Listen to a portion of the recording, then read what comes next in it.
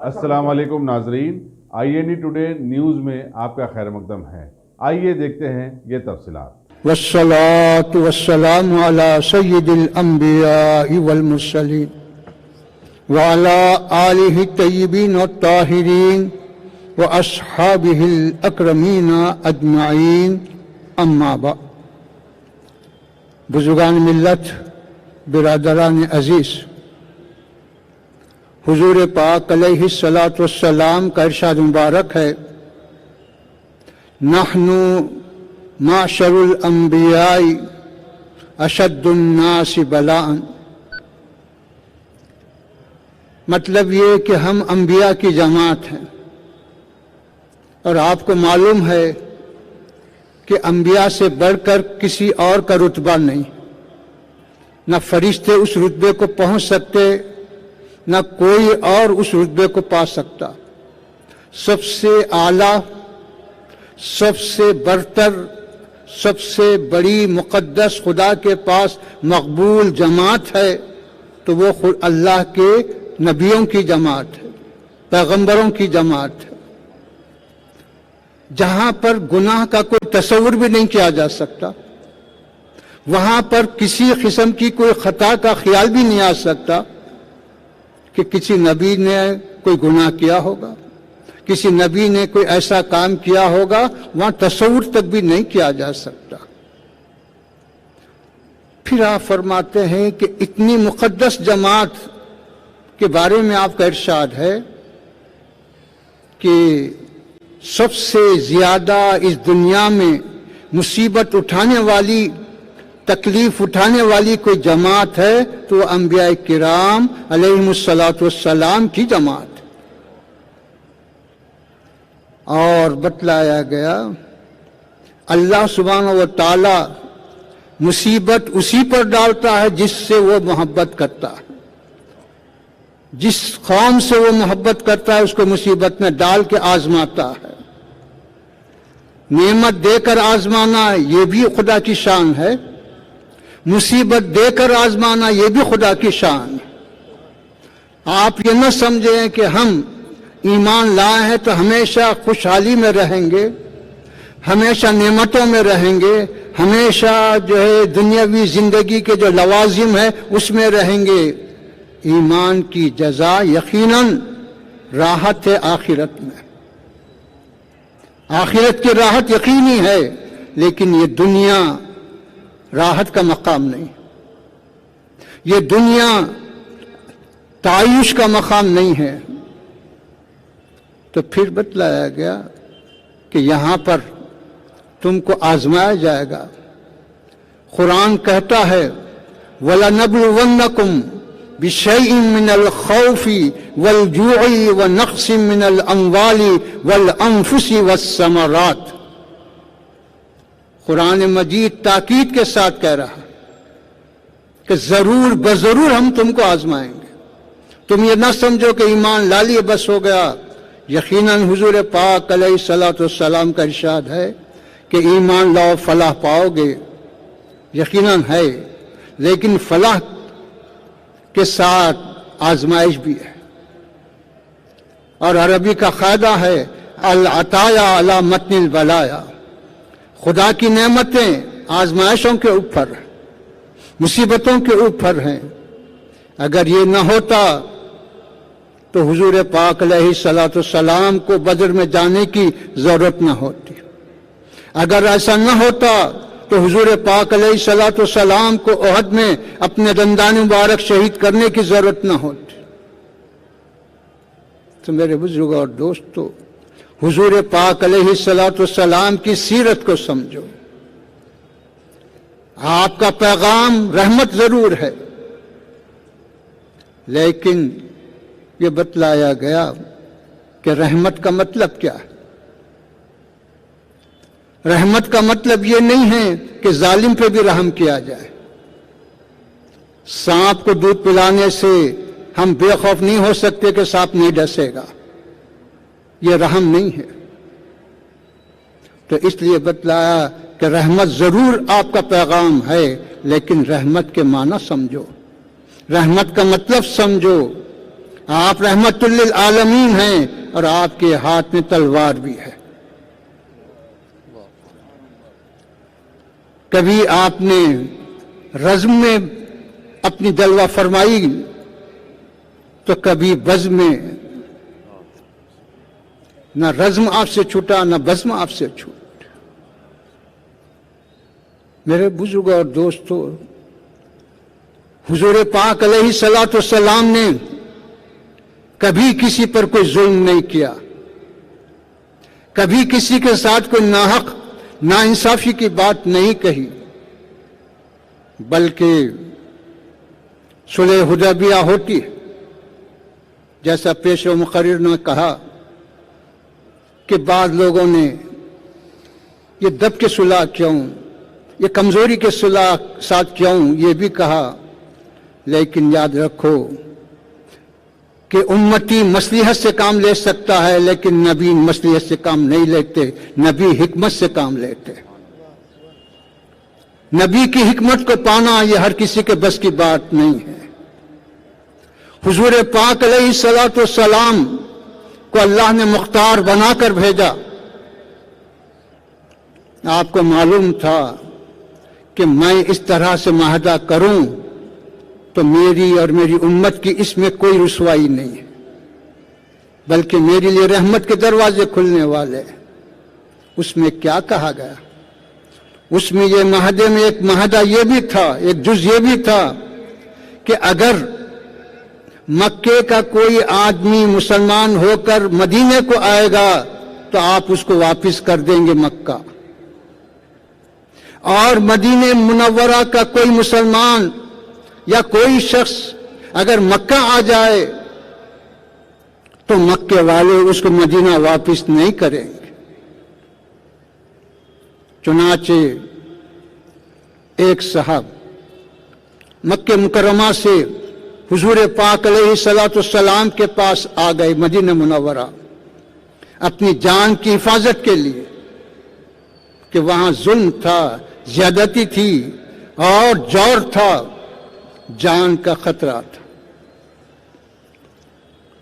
ادھر وہ آئے، ادھر پیچھے مجھ سے مکے والے آئے اور کے کہنے لگے کہ آپ نے ہم میں یہ معاہدہ ہوا ہے کہ ہمارے پاس کا کوئی آدمی آئے گا تو آپ واپس کر دیں گے، لہذا اس کو واپس کیجیے. حضور پاک علیہ الصلوۃ والسلام کوئی مصلحت سے کام نہیں لیتے، یہاں کوئی دنیا کی اور چیز سے کام نہیں لیتے، بلکہ صداقت سے کام لیتے اور فرماتے ہیں کہ ہاں ہم نے وعدہ کیا ہے، ہم نے معاہدہ کیا ہے، اس بنا پر تم واپس چلے جاؤ. کہ یہ عہد ہے، یہ وعدہ ہے. تو یہ آپ نے دنیا کو درس دیا کہ مسلمان کیسا ہوتا ہے. مسلمان کسی کو دھوکہ دینے والا نہیں ہوتا، مسلمان کسی پر ظلم کرنے والا نہیں ہوتا، مسلمان جھوٹ بولنے والا نہیں ہوتا. پھر اس کے بعد میرے بزرگوں اور دوستوں، اور جو چیزیں حضور پاک علیہ الصلوۃ والسلام نے جو ارشاد فرمایا، ایک مرتبہ آپ آرام فرما رہے تھے، نیند سے جو بیدار ہوئے تو آپ پر ایک بے چینی کی کیفیت تھی. ام المومنین نے عرض کیا کہ حضور، نیند سے بیدار ہوتے ہوئے بے چینی کی کیفیت کیا؟ تو آپ نے فرمایا کہ سنو، ویل للعرب من فتنۃ اقتربت، کہ اب عرب کی ہلاکت کا وقت آ گیا، ایک ایسے فتنے سے جو بالکل ان کے سر پہ آ گیا، بالکل قریب آ گیا. تو میرے بزرگوں اور دوستو، حضور پاک علیہ الصلوۃ والسلام نے قیامت تک آنے والی تمام مصیبتوں کو تم سے بیان کر دیا کہ دیکھو، تم یہ نہ سمجھو کہ تم قیامت تک تخت شاہی پہ رہیں گے، تم یہ نہ سمجھو کہ ہمیشہ دولت کے سہارے جیتے رہیں گے، تم یہ نہ سمجھو کہ ہمیشہ عیش و عشرت کی زندگی گزاریں گے. تم پہ یہ وقت بھی آنے والا ہے، یہ وقت بھی آنے والا ہے، یہ وقت بھی آنے والا ہے. آپ نے فرمایا کہ دیکھو، ایک وقت وہ آئے گا کہ دین پر قائم رہنا اس قدر مشکل ہو جائے گا تمہارا جیسے ہاتھ کی ہتھیلی میں آگ کے ڈلے کو پکڑنا مشکل ہے۔ آگ کا ڈل، آگ کی چنگاری تم دیر تک نہیں پکڑ سکتے، فوری پھینکنا چاہتے ہیں، ویسا ہی دین پر قائم رہنا تمہارے لیے اور مشکل ہو۔ تم یہ نہ سمجھو کہ آج مسجد ٹوٹی یہ بڑی مصیبت تھی، بڑی مصیبت چلے گئی، اس سے بڑی مصیبتیں آنے والی ہیں، اس سے بڑھ کر ہنگامے ہونے والے ہیں، اس سے بڑھ کر اور تباہی آنے والے ہیں۔ لیکن آپ کے ان ارشادات کا مطلب کیا ہے؟ آپ کے ان فرامین کا مقصد کیا ہے؟ صرف آپ کو معلوم کرانا مقصد نہیں ہے، بلکہ آپ کے ان فرامین کا مقصد یہ ہے کہ تم ان حالات سے باخبر ہو جاؤ اور اپنے آپ کو سدھار لو، کیونکہ اچانک کوئی مصیبت آتی ہے تو تم اپنے آپ کو نہیں سنبھال سکیں گے۔ اس لیے میری رحمت نے تقاضا کیا کہ پہلے سے تم کو آگاہ کر دوں تاکہ تم اپنی حفاظت کا سامان کر لو۔ حضور پاک علیہ الصلوۃ والسلام نے جب ام المومنین سے اپنا خواب ذکر فرمایا کہ فتنہ قریب آ چکا، اس سے عرب کی ہلاکت ہے، تو ام المومنین کہتی ہیں کیا ہم میں نیک لوگ نہیں رہیں گے؟ تو حضور پاک علیہ الصلوۃ والسلام نے ارشاد فرمایا یقیناً تو ان میں نیک لوگ رہیں گے، لیکن نیک لوگ بھی فتنے کو ہٹا نہیں سکیں گے، فتنے سے بچا نہیں سکیں گے۔ تقدیر الہی وہ اپنا کام کر کے رہے گی۔ تو میرے بزرگوں اور دوستوں، تو جب نیک لوگوں کی موجودگی بھی ہم کو نہیں بچا رہی ہے، اور یہ ساری چیزیں جو آپ سے ابھی جو بیان کی گئی یہ ساری چیزیں ہیں، تو پھر ہم کو کون سا راستہ اختیار کرنا چاہیے؟ اللہ سبحانہ و تعالیٰ کا ارشاد ہے افحسبتم ان تدخلوا الجنہ، کیا تم یہ سمجھتے ہیں کہ بس یوں ہی جنت میں چلے جائیں گے؟ یقیناً جنت تمہارے لیے بنائی گئی ضرور، لیکن تم یہ نہ سمجھو کہ جنت میں یوں چلے جائیں گے۔ وَلَمَّا يَعْلَمِ الَّذِينَ جَاهَدُوا مِنكُمْ، جبکہ اللہ تمہارے اندر مجاہدہ کرنے والے، اللہ کی راہ میں نکلنے والوں کو نہ جان لے، وَيَعْلَمَ الصَّابِرِينَ، اور جب تک کہ صبر کرنے والوں کو نہ جان۔ تو قرآن بتلا رہا ہے کہ اللہ کی راہ میں جد و جہد کرنا اور صبر سے کام لینا، یہی تمہاری کامیابی کی دلیل ہے، یہی کامیابی کی ضمانت ہے۔ اس سے ہٹ کر حضور پاک علیہ الصلوۃ والسلام کی سنت سے ہٹ کر تم کامیابی چاہتے نہیں ہو سکتی۔ جنگ احد میں صرف صحابہ سے ایک جو بھول ہوئی کہ حضور پاک علیہ الصلوۃ والسلام کے ارشاد کو بھول کر انہوں نے جو غلطی کی تو ہونے والی فتح شکست سے بدل گئی۔ اے مسلمانوں، 1000 مسجدیں آئیں گی، 1000 مسجدیں بنیں گی، اس کی فکر نہ کرو۔ جس کا گھر ہے وہ حفاظت کرے گا۔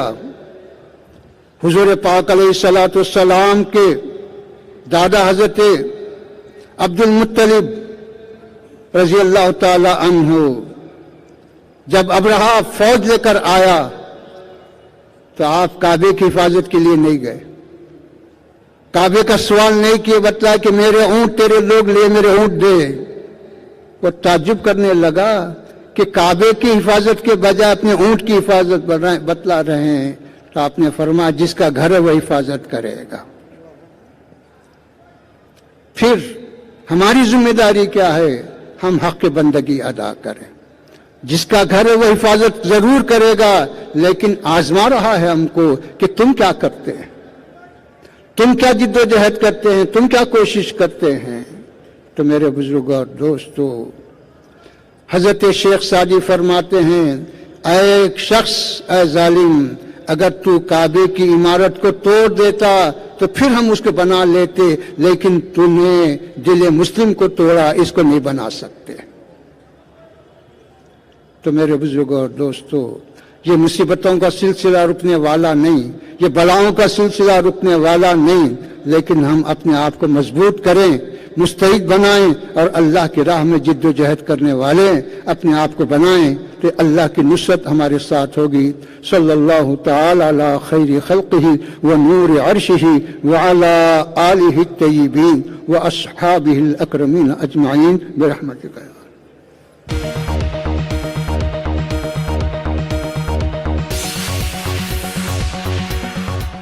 अगर आपने हमारे चैनल को सब्सक्राइब नहीं किया है तो आपको यहाँ सब्सक्राइब बटन दिख रहा है, उसे क्लिक करिए और सब्सक्राइब कीजिए और साथ ही साथ बेल आइकॉन को भी क्लिक करिएगा जिससे कि आपको ताज़ा अपडेट मिलते रहें।